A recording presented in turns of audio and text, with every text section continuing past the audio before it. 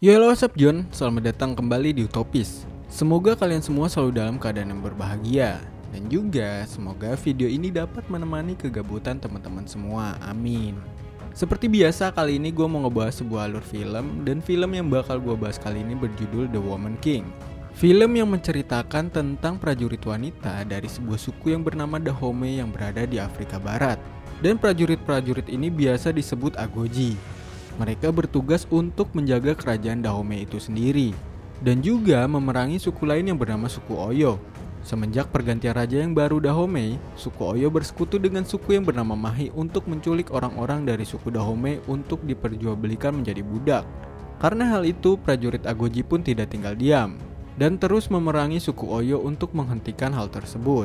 Dan sebelum makin jauh, mending kita langsung masuk aja ke ceritanya. Check this out.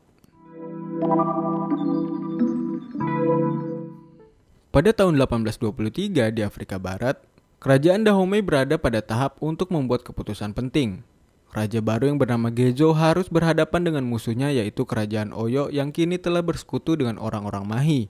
Mereka menyerang kerajaan Dahomey dan menjual tawanan budak kepada orang-orang Eropa. Agoji, pasukan elit tentara wanita yang dipimpin oleh Jenderal Naniska hadir di tengah permusuhan antara Oyo dan Dahomey. Tentu saja mereka berpihak pada Dahomey karena Raja Gejo telah bertekad untuk menghentikan perdagangan budak. Malam itu Jenderal Naniska membawa pasukan Agoji menyerang desa Mahi, sekaligus membebaskan para budak yang diculik dari kerajaan Oyo. Karena meskipun mereka adalah wanita, namun kemampuan mereka bisa menandingi kekuatan para lelaki. Buktinya malam itu mereka berhasil membebaskan semua budak, meskipun ada beberapa prajurit Agoji yang juga mati di pertempuran. Penyerangan itu adalah permulaan bagi Raja Gejo dari Dahomey untuk mempersiapkan perang melawan kerajaan Oyo. Karena bagaimanapun juga, desa Mahi adalah bagian dari mereka. Scene kemudian berpindah memperlihatkan kerajaan Dahomey. Para Agoji yang pulang bersama tawanan budak disambut oleh para warga dengan kebanggaan. Mereka dianggap sebagai pahlawan karena mereka telah berjuang demi kebebasan para budak. Namun hal itu tidak membuat Jenderal Naniska berpuas hati, karena setelah ini akan ada peperangan yang jauh lebih besar di hadapan mereka. Di desa terlihatlah seorang gadis yang bernama Nawi yang akan dijodohkan dengan seorang lelaki yang lebih tua. Nawi tentu saja menolak, apalagi bapak-bapak itu sangat kasar kepadanya. Karena hal itu, ayahnya pun memutuskan untuk menyerahkan Nawi pada kerajaan agar Nawi belajar bagaimana kerasnya hidup. Nawi pun disambut oleh seorang prajurit bernama Izogi dan dia pun diajak masuk ke dalam kawasan Agoji.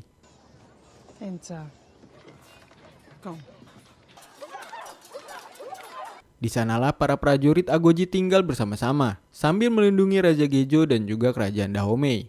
Setelah itu Raja memanggil semua prajurit dan juga bawahannya untuk membahas tentang permasalahan antara kerajaan Dahomey dan kerajaan Oyo.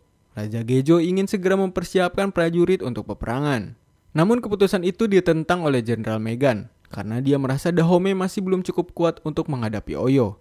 Apalagi Oyo saat ini memiliki jumlah prajurit yang jauh lebih banyak serta dibekali dengan kuda dan persenjataan. Para jenderal akhirnya berdebat mengenai keputusan raja.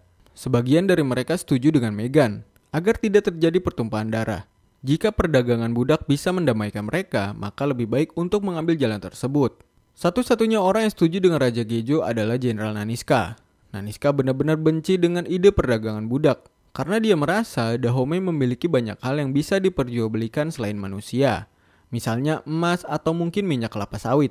Keesokan harinya semua prajurit baru dilatih langsung oleh Naniska, Ijogi, dan Amenja. Dalam pelatihan pertama, mereka semua diminta untuk membuat senjata dari seutas tali. Di tengah pelatihan itu Nawi berkata bahwa tali bukanlah senjata. Hal itu pun didengar oleh Naniska. Dia kemudian memberikan pedangnya kepada Nawi dan menyuruhnya untuk memenggal kepala boneka prajurit.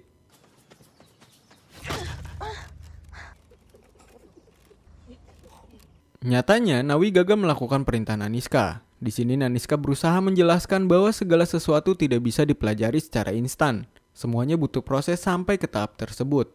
Pada awalnya semua itu tampak sangat berat untuk Nawi. Namun untungnya ada Izogi yang selalu menguatkan Nawi dan juga mendukungnya. Setelah melewati beberapa pelatihan, Izogi dan seorang prajurit lelaki berduel di hadapan mereka sebagai hiburan untuk para prajurit baru.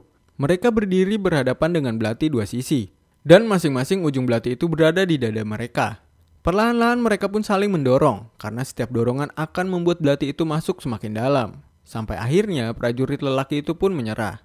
Karena dia tak mampu menahan rasa sakit. Dan begitulah standar bagi prajurit Agoji. Dia harus kuat, tangguh, dan juga berani.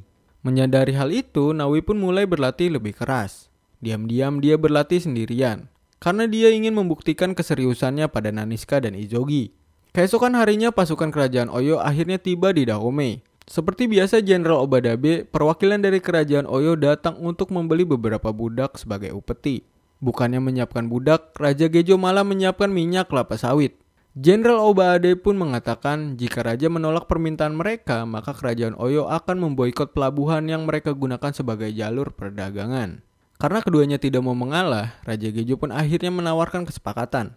Mereka akan mengirimkan 20 agoji dengan imbalan kerajaan Dahomey bisa tetap menggunakan pelabuhan.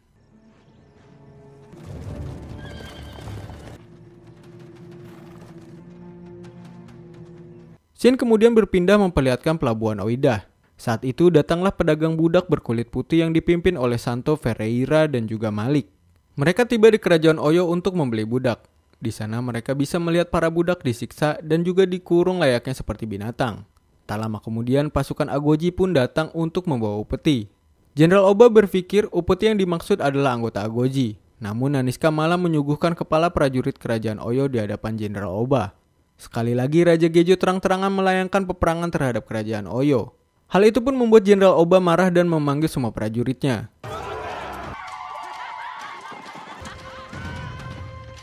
Bukannya kabur, Naniska malah diam di sana dan berhadapan dengan Jenderal Oba. Nawi yang melihat hal itu berusaha membantu Naniska. Hingga saat ada kesempatan, keduanya pun kabur ke laut tempat para Agoji lain telah menunggu.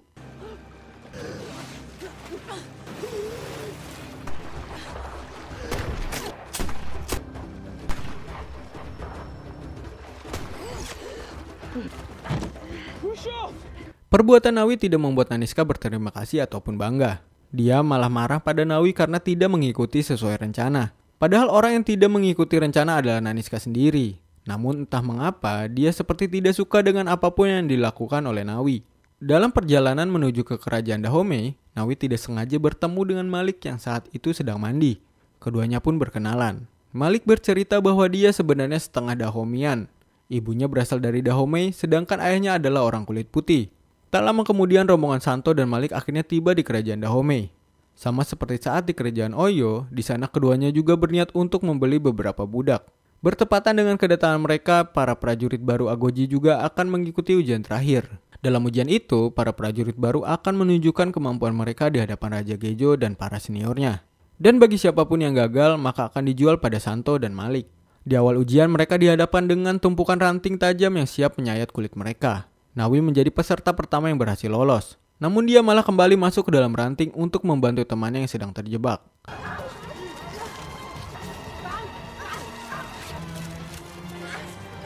Setelah itu dia pun berusaha menyusul peserta lain dengan cara melompat dari atas ketinggian. Hingga akhirnya Nawi pun berhasil dan menjadi juara pertama dalam ujian tersebut. Nawi pun langsung mendapatkan hadiah dari Raja Gejo berupa sebuah pedang. Karena semua peserta sudah berusaha keras, Naniska pun memutuskan kalau semuanya dinyatakan lolos menjadi anggota Agoji. Setelah ujian selesai, para anggota Agoji mengobati anggota baru yang terluka. Di tengah pengobatan itu, Naniska terkejut melihat bekas luka di bahu Nawi. Nawi memberitahu jika ayahnya menyebut luka itu sebagai tanda setan saat dia pertama kali menemukan Nawi di panti asuhan. Hal itu semakin membuat Naniska terkejut, apalagi saat dia tahu kalau Nawi adalah yatim piatu. Di luar, Malik menemui Nawi dan mengajaknya untuk bertemu nanti malam. Terlihat jelas bahwa Malik tertarik pada Nawi. Sayangnya Nawi tidak bisa memastikan ajakan Malik, karena dia tidak tahu apakah nanti malam dia bisa keluar dari istana ataupun tidak. Pada malam harinya, para anggota Agoji melaksanakan upacara. Dengan harapan para leluhur akan merestui perjalanan para anggota baru, dan mereka akan selalu dijaga. Setelah upacara selesai, Nawi keluar untuk bertemu dengan Malik. Dalam pertemuan itu Malik berkata bahwa kerajaan Oyo akan berencana untuk menyerang kerajaan Dahomey. Nawi kemudian melaporkan hal ini pada Naniska. Namun Naniska malah menegurnya karena dia telah melakukan kecerobohan. Saat itu Naniska mengungkapkan bahwa di masa mudanya dia dahulu pernah ditangkap oleh Oba. Dia diperkosa lalu dihamili. Setelah melahirkan seorang putri sendirian, Naniska menyematkan gigi hiu di bahu kiri bayinya. Naniska pun membuktikan kecurigaannya dengan menyayat luka di bahu Nawi. Tak disangka kecurigaannya itu pun benar, karena Nawi adalah putri kandungnya. Keesokan harinya Naniska dan para prajurit melihat tenda-tenda pasukan Oyo yang sudah berada di sekitar kerajaan. Hal itu pun membuat pasukan Agoji mulai menyiapkan penyerangan terhadap pihak Oyo. Mereka memang kalah jumlah, namun hal itu tidak membuat mereka gentar. Setelah semua persiapan telah selesai, Naniska memimpin Agoji dalam penyerangan terhadap Oyo. Mereka membakar pemukiman pasukan Oyo dengan bubuk mesiu yang sudah mereka siapkan.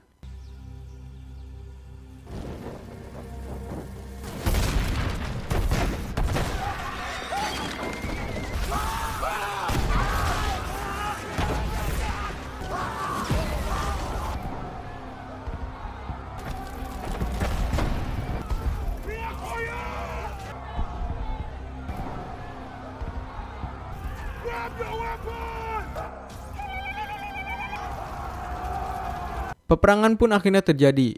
Banyak pasukan Oyo tewas dalam peperangan. Begitu juga dengan pasukan Agoji.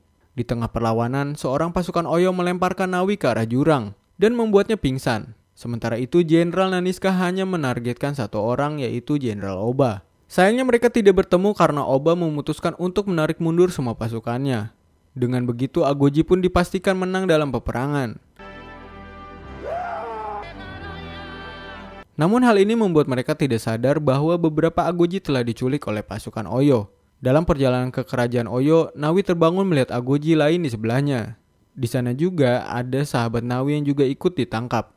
Nawi melihat sahabatnya itu memiliki kesempatan untuk kabur, jadi Nawi pun menyuruhnya untuk pergi dan menyampaikan hal ini pada Naniska. Di kerajaan Oyo, Nawi pun bertemu dengan Izogi. Dia terkejut karena saat itu Izogi mengalami patah tulang. Sulit bagi mereka untuk kabur dalam situasi itu. Namun Nawi berusaha menguatkan Izogi agar mereka tidak menyerah. Nawi kemudian membantu Izogi untuk meluruskan tulang lengannya. Raja Gejo menganugerahkan gelar pada Naniska atas keberhasilannya melawan prajurit Oyo. Mereka berencana akan mengadakan pesta perayaan untuk penganugerahan ini. Namun Naniska menolak karena dia ingin menyelamatkan para anggota Agoji yang telah ditangkap. Kembali ke kerajaan Oyo, satu persatu Agoji dijual dengan harga yang lebih tinggi dari budak biasa. Saat giliran Izogi dan Nawi yang akan dijual, mereka melakukan upaya pelarian diri.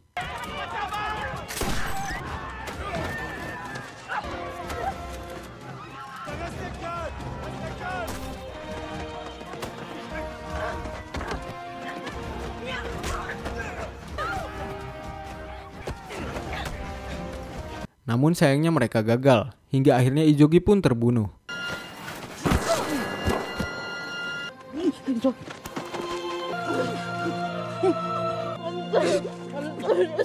Kematian Izogi membuat Nawi merasa sangat bersalah. Bagaimanapun juga, Izogi terbunuh karena Nawi terlalu lambat. Setelah itu Malik pun membeli Nawi untuk melindunginya. Pada malam harinya, Naniska menentang perintah raja dan berangkat dengan sekelompok prajurit untuk menyelamatkan para tawanan. Hal ini pun sekali lagi menimbulkan peperangan antara Agoji melawan prajurit Oyo dan orang-orang Eropa. Nawi yang melihat hal itu pun pergi melarikan diri dan bergabung dengan Naniska. Saat Santo berusaha kabur membawa para tawanan, Malik membebaskan para budak dan membunuh Santo.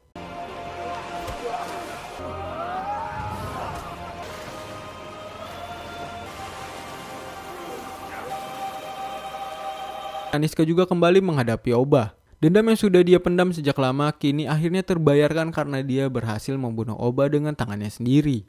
Agoji yang menang kembali ke Dahomey dengan kebanggaan karena mereka sudah berhasil menguasai kerajaan Oyo. Di sana mereka pun disambut langsung oleh Raja Gejo. Raja Gejo sedikit menegur Naniska karena Naniska tidak mematuhi perintahnya. Namun setelah itu dia pun menobatkan Naniska sebagai The Woman King. The Woman King.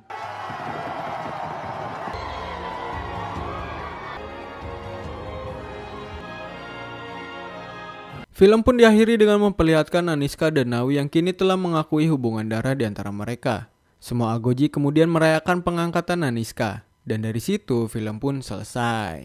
Dan itulah film The Woman King. Jika kalian suka dengan video ini, jangan lupa like, comment, share, dan subscribe. Karena itu adalah salah satu bentuk support terhadap channel ini agar channel ini makin terus berkembang.